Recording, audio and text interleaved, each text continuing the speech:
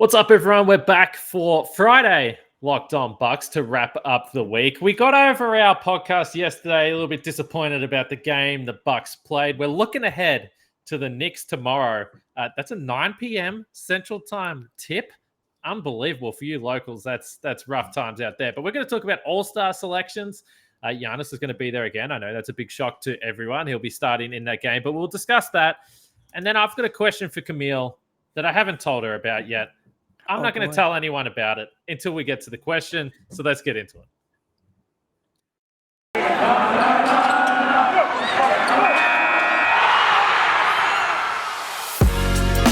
You are Locked On Bucks, your daily Milwaukee Bucks podcast, part of the Locked On Podcast Network.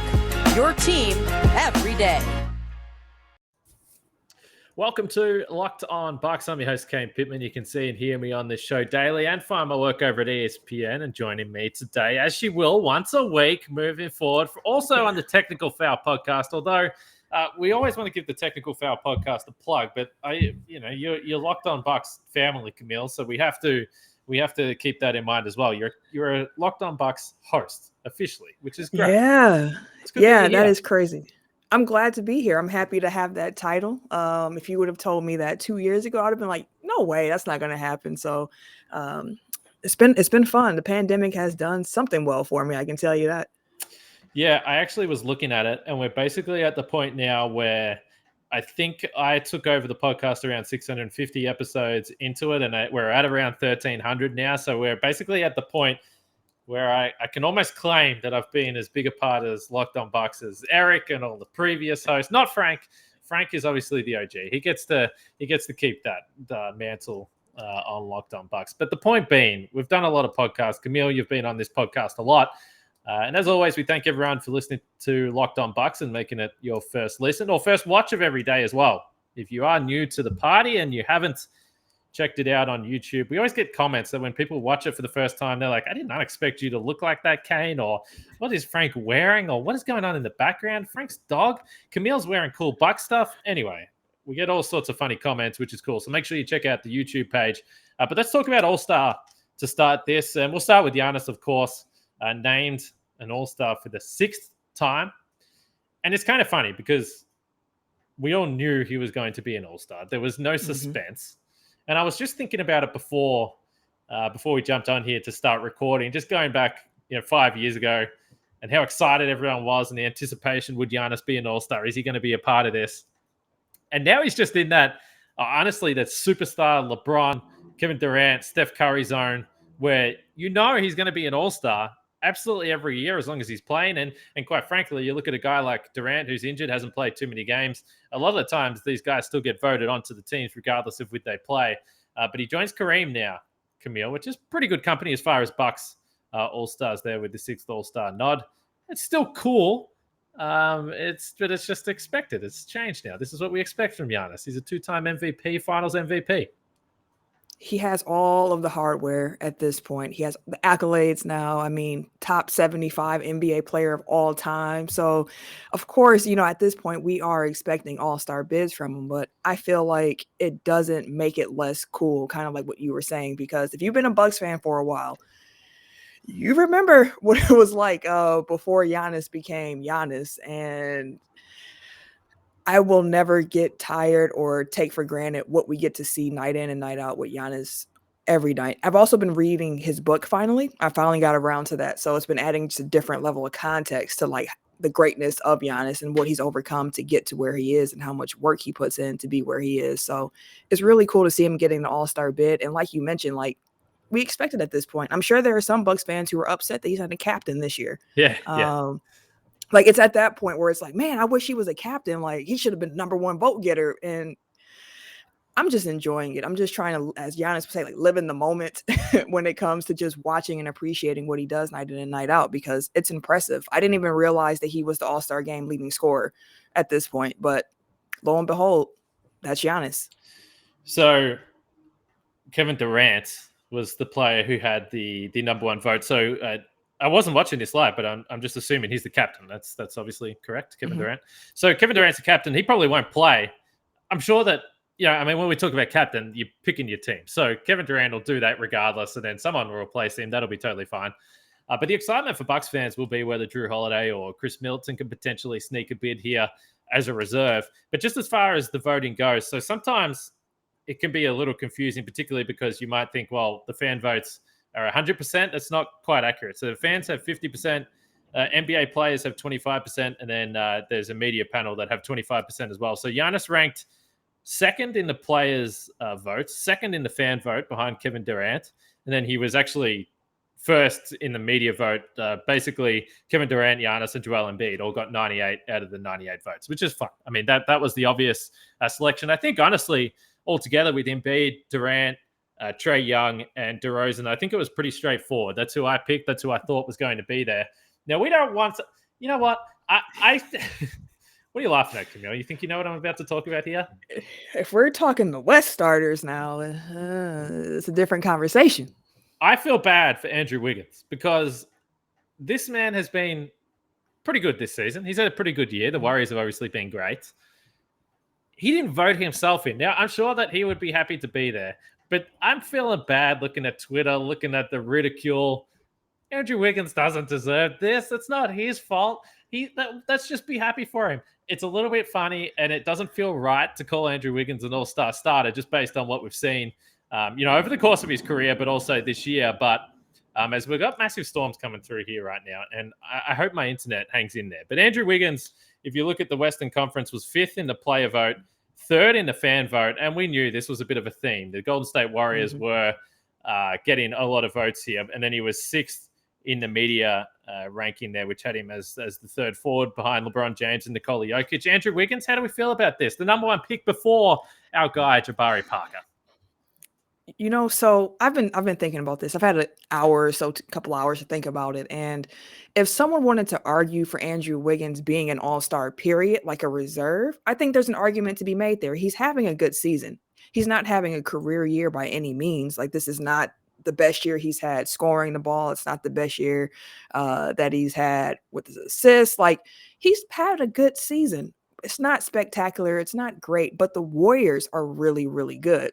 So when your team is that, doing so well, your fans tend to come out a little bit harder when it comes time to vote. And Warriors fans are notorious for coming out and voting their guys in. So I get why it happened. He would not be a starter if, I got to pick the 5 West starters, but I think he has an all-star case that could be argued. I just did not expect to see him as a starter. And I can't lie, Kane. The jokes are funny. But congrats to Andrew Wiggins. So Zaza Pachulia, if we go back a few years ago, he was right up the top of the voting. I can't remember, but he would have, if it was 100% fan vote, he would have gone in there. We've seen other players before that get, random votes. We were all laughing at the fact that Clutch Sports had the tweet of Ben Simmons, which got a lot of retweets. Now, he wasn't actually close to the starters in the end, and obviously he wouldn't have got voted in by the media or players, but still pretty funny. I mean, I would have liked to see Ben Simmons in the All-Star game. Imagine if that was the only game he played for the entire season. That would be pretty awesome. But you pointed to the fact, Camille, that Giannis with his scoring outbursts, and it's the fun part, also a little bit scary part with Giannis, how hard he tries in this All-Star game. But if you want to look at the All-Star voting odds, you'll be able to do that at betonline.ag. They'll be up there in the next few weeks as we lead up to the game. But it is a new year, and BetOnline is wishing you a happy new betting year as they continue their march towards the playoffs and beyond. BetOnline remains the number one spot for all the best sports wagering action in 2022. It's a new year, and there's a new updated desktop and mobile website to sign up today and receive a 50% welcome bonus on your first deposit. Just use the promo code LOCKEDON to get started. From football, basketball, hockey, boxing, UFC, right to your favorite Vegas casino games. Don't wait to take advantage of all the amazing offers available for 2022. BetOnline is the fastest and easiest way to wager on all your favorite sports. That's BetOnline, where the game starts. So again, we have to remind you, or thank you, I should say, for making Locked On Bucks your first listen of every single day. And don't forget to check out our trade deadline show. That's coming up soon. In the post-game show yesterday, if you missed that chat with Frank, bit of a somber affair yesterday, Camille, after that performance against the Cavs. But we did start to dip our toes into the potential player pool for guys that the Bucks might look ahead to here. when you watch this All-Star game, and I feel like All-Star weekend in general, there's a lot of complaints about All-Star weekend. It's not maybe what people want to see. It's like people forget what the All-Star game is like. And then you get on Twitter during the All-Star game and everyone's like, why are they not trying? Why is this happening? Why is there no defense? It's like, have you guys ever watched the All-Star game before in your life? Do you like All-Star weekend? I love All-Star weekend. I cannot lie to you. Normally it's like Valentine's Day weekend too. And I'm always like talking to my husband, like, let's make sure we're planning our Valentine's Day around All-Star weekend because we need to make sure that we're seeing some of these events. I've always been a bigger fan of All-Star Saturday night than the actual game itself. I'm a big fan of the 3-point contest. The dunk contest has been kind of over the last few years, but every so often you get a gem, like when we had Aaron Gordon and Zach LaVine go at it for the first time. Like we're just like amazed at what you're seeing. And also like the Rising Stars, which is going to be Friday, I believe. They're changing that format this year too. So that should be interesting to see. But I love All-Star weekend. The game itself, I just don't want anyone to ever get hurt. And I just hope to see something entertaining at some point in the game. Like it's more so just a fun exhibition. Sometimes the games get close and, it's entertaining in that way as well. But really, I'm just watching for the hijinks and seeing what these guys are going to try out because I've noticed during All-Star games, a lot of these players are just going to do things they wouldn't normally do because they're like, it's an All-Star game. I can do whatever I want. I mean, last year we saw Giannis taking pull-up threes and thinking he was Steph Curry at some point. Knocking them down. Like sometimes things happen and it's fun to watch when stuff like that happens. So I'm looking forward to it. There's a case study somewhere. If Giannis shoots 5 for 5 from 3 in this year's All-Star game, then we have to start asking the question because everyone tries to diagnose what the problem is or what's going on with Giannis's jump shot.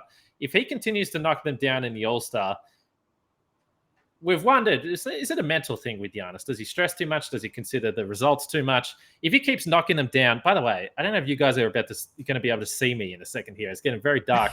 It's 1 o'clock in the afternoon, Camille. But anyway. Would not have guessed that from the video.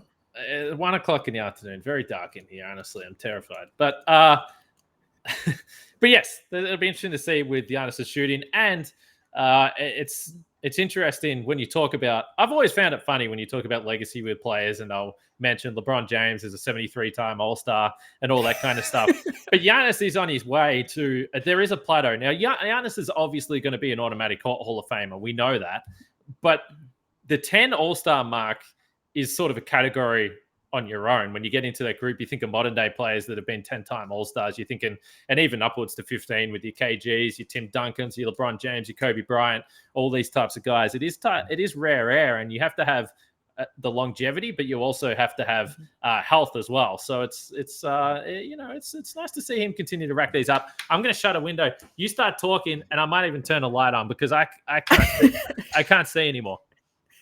All right. So here's the thing about Giannis and now his 6th straight All-Star game. And you mentioned the fact like some people don't think that much of All-Stars where they're like, oh, it's a popularity contest or whatever the case may be. But there's something to be a perennial All-Star. Like there's a certain like level of clout that comes with that because anyone can be a one-time All-Star. I mean, Andrew Wiggins just got his first one, and not to pile on Andrew Wiggins, but sometimes things happen where you get an All-Star bid every so often, but to be in that game year in and year out, you're winning the popularity contest, which means that your game has been elevated at a level for some time that people just recognize your name and be like, that's an All-Star. That's someone who should be in the game, because most basketball fans will be like, we want to see all NBAs. We want to see, what those votes are looking like, MVPs. What are you talking about? But there's a level of clout that comes with being in the All-Star game year in and year out because one, I mean, think of the casual fans that do tune in because they just want to see an All-Star game. Like this is a presentation for you at that moment.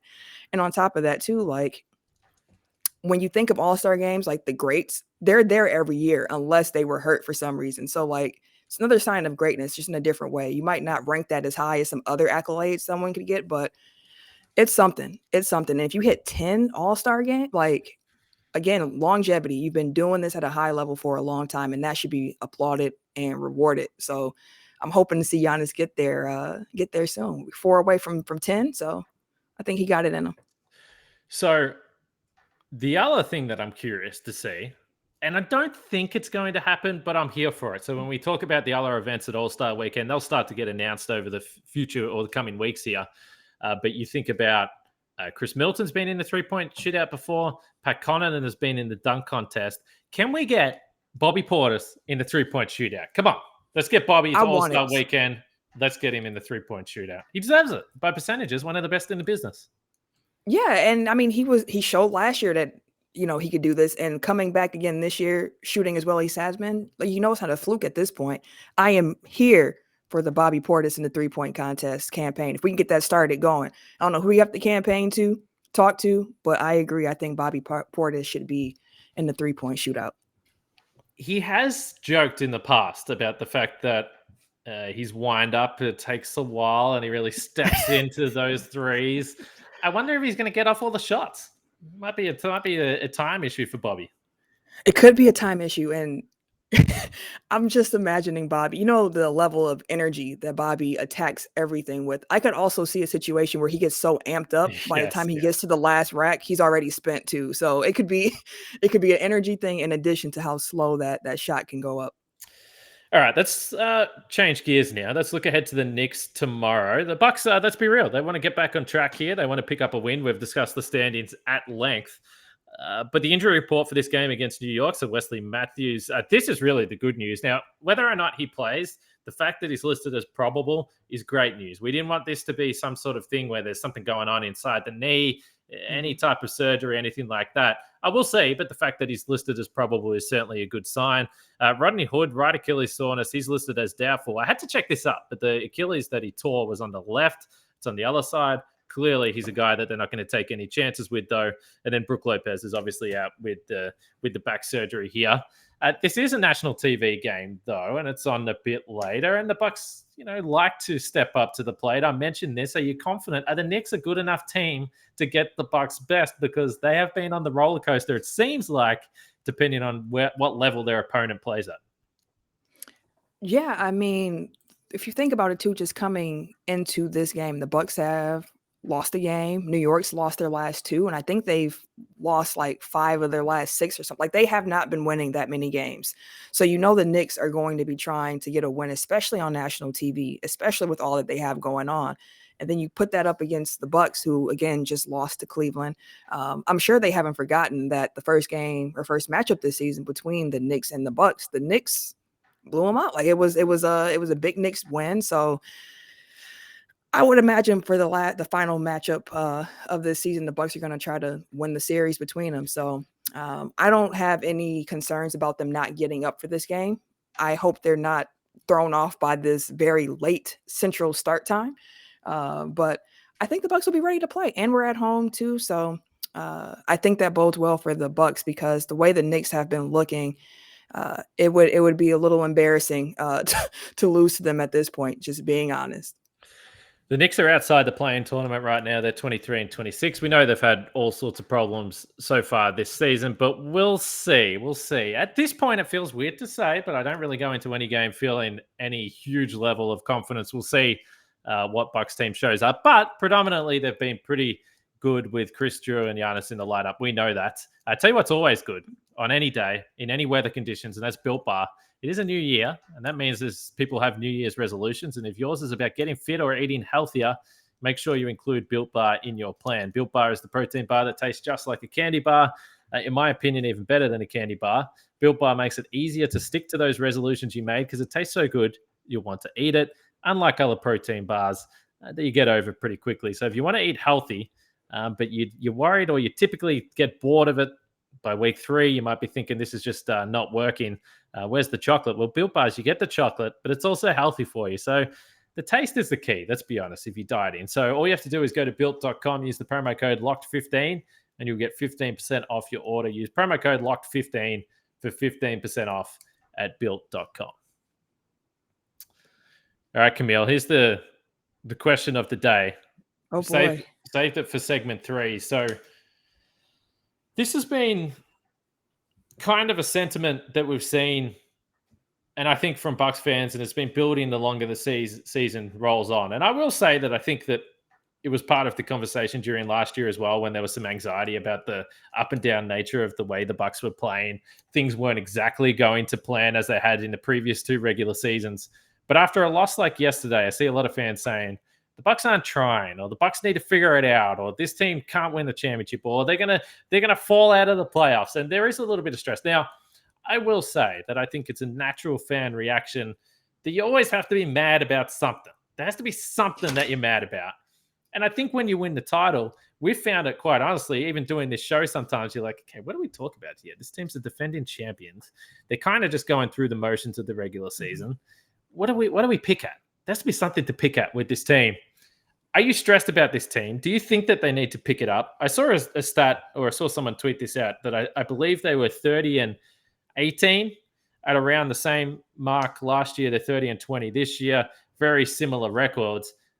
And maybe it can be hard to go back to last year and feel that level of concern or stress. But are you getting annoyed at the 2021-2022 Milwaukee Bucks? Do they need to pull their finger out? Annoyed is a very strong word. Yes. I still view everything through a championship lens to a certain degree, where I'm still ecstatic at the fact that we won a title, that even with the Packers and all that stuff, not letting it bother me, because the Bucks are world champions. So that being said, I think watching this team, I can understand why fans are getting upset, because you expect the champions to come out and you expect them to be champions every night and beat the teams you think they should beat and all of that other stuff that goes into it. And I completely understand that. We've already talked before about how this season has just been kind of weird with the pandemic. Every team's facing the same thing. People are in and out of lineups over and over and over. So honestly, I said this, I think a couple weeks ago, where I don't really even know what to make of a lot of teams right now, because everything has just been such a mismatched, jumbled puzzle when it comes to who's playing, who's not, what's real, what's not. It's really hard to decipher that. And when looking at the Bucks team in particular, I think the one thing for me that isn't a concern, but that I would say irritates me when I'm watching them is overhelping. Or if they're turning the ball over. It's those two very simple things. That's when I get irritated, where I'm like, that comes down to discipline to a certain degree. Like, just do your job, be where you're supposed to be, and do what you're supposed to do. The turnovers, sometimes I'm just watching and I'm like, why are we doing this? Like, there was a pass Dante tried to sneak through where I was like, not the time, sir. Like, why are you trying to do this fancy bounce pass out of nowhere through all this traffic? Like, he got one off a couple, and I was like, maybe that was false count. Maybe we shouldn't have, maybe that one was too much. But just for me, it's turnovers and overhelping, the things that they can really control. I want to see a team that's playing discipline, that's giving effort and energy, because sometimes shots ain't gonna fall. That's just the truth of the situation. You can do everything right. Sometimes the form can be right. You can be wide open, but sometimes the shots aren't going to fall. And a lot of the losses that the Bucks have, the threes aren't falling, but they make it harder on themselves when the threes aren't falling if they're also turning the ball over, because now you're giving the opponent extra possessions to keep doing things with it. So just, I'm not annoyed with the Bucks. I'm not in a place where I'm mad at the Bucks, or I think that we don't have championship aspirations or anything like that. I think the Bucks are in a good place still. I'll be curious to see what they do with the trade deadline and see if there's any moves they can make, around the edges here that can help this team going forward. But annoyed, no, I just get irritated when they do the little things wrong. So, yeah, I mean, clearly, I think everyone knows that I'm not too annoyed about anything that's going on at the moment. I think people would gather that.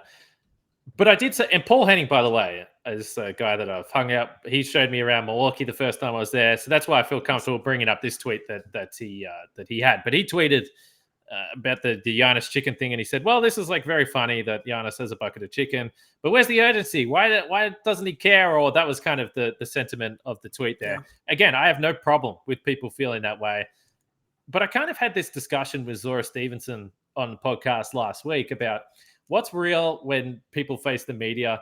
And I think outside of the first piece of comedy from Giannis that we know, he's always been a funny guy, but he is really buying into the comedian version of himself now, which I think that we all love. But there's no way in my mind, absolutely no way, I can tell myself or convince myself that he doesn't care about the fact that the Bucks are losing games. He absolutely cares, but he's not going to come out there and blow up in front of the media. And to your point about the changes that we've had, the uncertainty. I mean, the reason that the Bucks were so dominant in the regular seasons over the first 2 years of the Buddy era is because there was really no injuries. Mm-hmm. And they were able to play the same way every single night. And they did play the same way every single night. If I look across the entire NBA now, there's probably one team that's been pretty consistently dominant right the way through, and it's Phoenix. I think that that's fair to say. And look, they had Devin Booker that was obviously out with a hamstring for a little while there. And I might be wrong here, so people will probably call me out for this. But it does feel like they've had some level of consistency with the guys they've had on the court. But also, don't forget, no one in the league has more motivation than the Phoenix Suns this year. And that's an important tool. We've seen that before with the Bucks. So I just look at every team, whether it's Brooklyn that's gone through weird stuff. We know why. Golden State Warriors have had injuries and they've started losing games. Utah has been one of the most dominant regular season teams in the last 3 years. They've dropped right off. Chicago's had their injuries. So it's every team. It's every team. It's not like the Bucks are out there in their own mediocrity and they're the only team doing that. So that's why it's not to dismiss any concerns or say that people shouldn't see what they see and call the Bucks out on it, because you should. But I'm not sure. This is the most difficult regular season ever that I've remember watching basketball to get a read on anything. And honestly, like, I feel like as a fan, one thing when you're watching the games, like we mentioned, you're trying to find trends. You're trying to be able to figure out what you can see to predict what's going to happen. So again, I completely understand why there are those who are upset about what they've been seeing with the Bucks. But if you think about last season, when the Bucks were losing games people thought they should win, last year was more so they were losing some of these games because they had pretty good injury health last year. But last year they were trying out different schemes throughout the games. They were using games to practice a few different things from time to time. So they lost a few that they might have won had they not been trying, to stretch their legs in different ways. And this season, injuries, COVID, what the rest of the league is facing, like we just mentioned. But like you mentioned, I don't think there's any way that you can really look at Giannis and knowing Giannis to know, like, he doesn't want to lose. He doesn't like to lose. None of these guys like to lose, but I think there's a perspective here. And I think having perspective helps you get through some of those losses where you're like, okay, it's a game in January. It's a long season. We're trying to improve our habits and get better so that when the playoffs come, we're ready to roll. And that's why I go back to what irritates me, where it's like, you're not doing the little things right now. Like, I can handle if we just get outplayed tonight or we can't score and they can, or whatever the case may be. But like, if you're doing the little things right and it just doesn't turn out your way that night, that's fine. That's fine. Like, they've had a couple of bad losses this season for sure, where I'm like, I don't understand what was happening. Like, we got to flush that one and keep it moving. And I think that's also part of that perspective where it's like, how mad can you really be when you have another game in 2 days?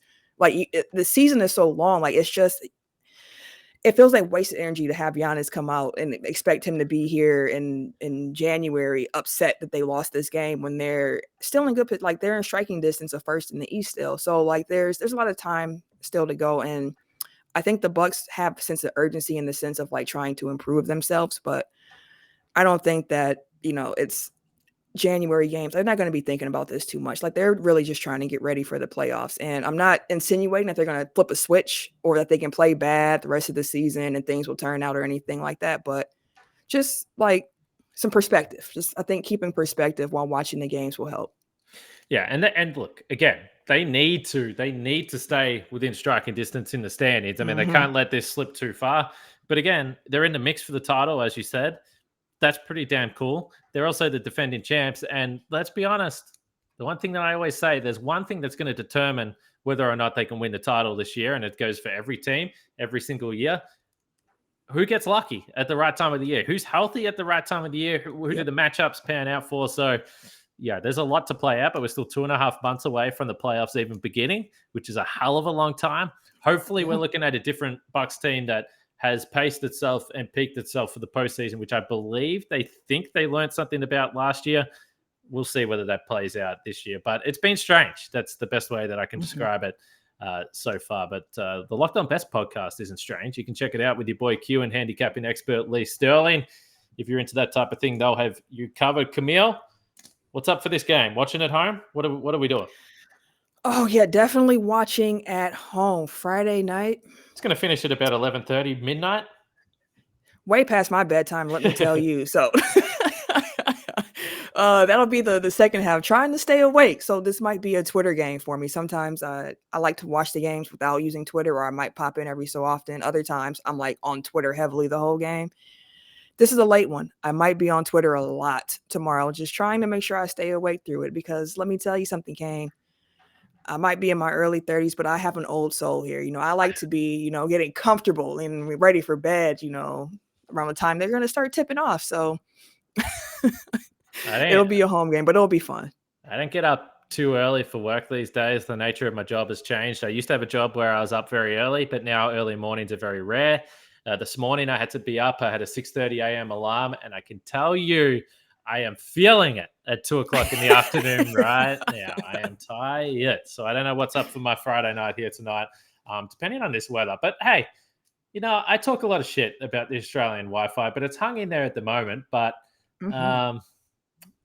looking pretty nasty out here. We'll see. We'll see how we go. It's warm though, not to rub it into all our friends in Milwaukee over there. Yeah, it's freezing here, like to the point where today was like a high of 30, and I was like, oh my God, it feels so good outside because it's been so cold the last few days here. And for those who are listening who aren't from Wisconsin or this region or haven't experienced like a Midwest winter, yes, 30 degrees is applauded. Only during the winter. During the winter, it's applauded. And yeah, it's been rough up here. 30 degrees, just coming out of winter. Once that sun comes out, get me out on the patio. I'm ready to drink beers in the sun when it's 30 degrees. Oh, yeah. Don't worry about that. All right, let's wrap it up, Camille. You'll be back next week. Bucks and the Knicks, 9 p.m. Central Time tomorrow, 2 p.m. Australian Eastern Daylight Standard Time. We'll catch you guys next week. I can't even speak anymore. That's Camille. I'm Kane. See you on Monday.